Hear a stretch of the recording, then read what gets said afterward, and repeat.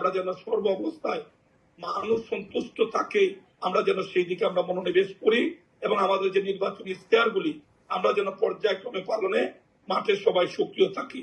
এবং আমাদের এই ডক্টর নয়ন বাঙালি ভাই, আপনি যে জিনিস বাঙালির পাঠশালা চালু করেছেন, ইনিও কিন্তু এই আগামী 8 তারিখ থেকেই আবার উনি সংগঠনের কাজে মনোনিবেশ করছেন। ইতিমধ্যে উনি সবাইকে ইনভাইট করেছেন, প্রতিটি জেলার বিএনপির সভাপতি, সাধারণ সম্পাদক এবং ছাত্র দল, যুব দল, স্বেচ্ছাসেবক দল, ওই 3টি অঙ্গ সংগঠন 2 জন করে প্রতি জেলা এবং মহানগর থেকে 8 জন করে উনি ঢাকা ডেকেছেন।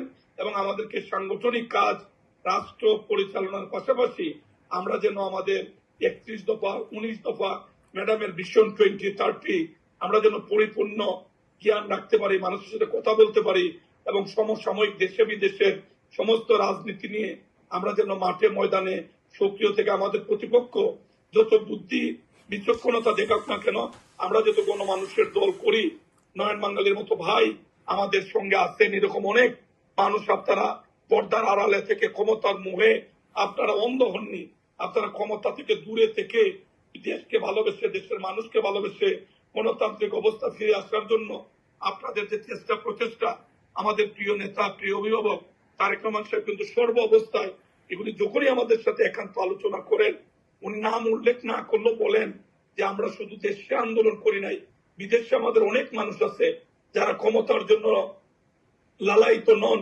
যারা ক্ষমতার ধারে কাছে আসতে চান না, কিন্তু তারা দেশকে ভালোবাসেন, দেশকে স্বৈরাচার মুক্ত করার জন্য তারা অনেক ভূমিকা রেখেছেন, তারা অনেকে জীবনের ঝুঁকির মধ্যে পড়েছেন।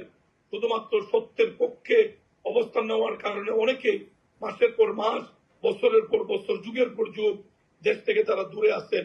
সেই জন্য আমরা বাংলাদেশ থেকে আমাদের এই ডক্টর নয়ন বাঙালি ভাই সহ যারা আমাদেরকে আন্দোলনের সংগ্রামে শক্তি জুগিয়েছেন, আপনাদেরকে আমরা শ্রদ্ধা জানাচ্ছি, আপনাদের প্রতি আমাদের গভীর ভালোবাসা প্রদর্শন করছি।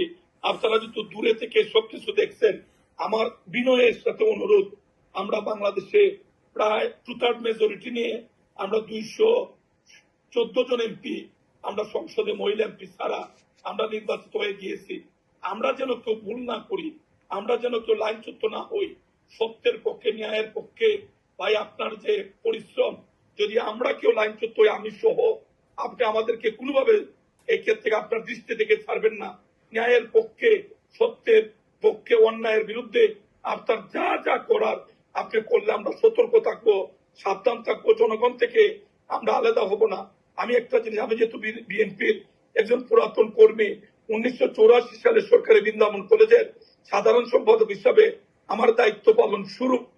এর মধ্যে 2004 সাল, 2011 এবং 2015 সর্বশেষ জেলে থেকে আমি 3 বার পরপর মেয়র নির্বাচিত হয়েছি, সাংগঠনিক সম্পাদক হিসেবে দায়িত্ব পালন করছি। আমি অনুরোধ করি আপনাকে, যদি আমরা কেউ কোন ধরনের অন্যায় করি, আমরা যেহেতু কেউ সামান্যতম দেশের জন্য, দেশের মানুষের জন্য এই শহীদদের রক্তের সাথে আমরা বেইমানি করি, আপনি আমাদের কাউকে ছাড়বেন না। আপনি আপনার সত্যের পক্ষে, ন্যায়ের পক্ষে যদি থাকেন, তাহলে আমরা সতর্ক থাকবো, আমরা আরো বেশি মাঠে নিজেরা সক্রিয় থেকে আমরা মানুষের হৃদয় জয় করবো।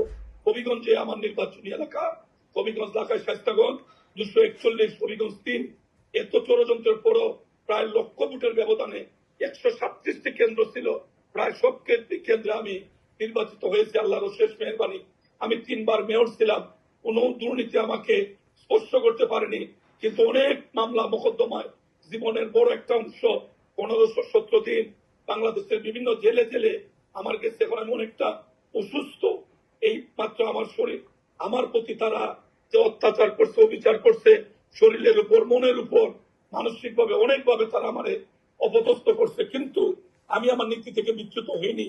আমি বিএনপির একজন কর্মী হিসাবে আমি গর্ববোধ করি যে আমি শহীদ রাষ্ট্রপতি জিয়াউর রহমান সাহেবের গড়া দল, দেশনেত্রী বেগম খালেদা জিয়ার নেতৃত্বে বেড়ে ওঠা দল, তারেক রহমান সাহেবের নেতৃত্বে পরিচালিত দল, সেই দলের একজন পুরাতন কর্মী হিসাবে আমি আপনাদের কাছ থেকে জেনে শুনে আরো সামনের দিকে এগিয়ে যেতে চাই। মানুষের কল্যাণে যতদিন বাকি কাজগুলি করতে চাই। একটু আগে আমাদের জয়নাল আবেদিন সাহেব, উনি অত্যন্ত ইতিহাস সমৃদ্ধ কথাবার্তা বলেছেন, এগুলি আমাদের জানার প্রয়োজন। আমি আমার ভাই ডক্টর নয়ন বাঙালি ভাইকে অনুরোধ করব যে আপনি যদি এটাতে আরো আমাদের দেশের যারা আমরা কাজ করতে চাই, বিশেষ করে তরুণ প্রজন্মের যারা তাদেরকে যদি আপনি আনেন, তারা কথাবার্তা বললেন, আমাদের দলের অভিজ্ঞ সিনিয়র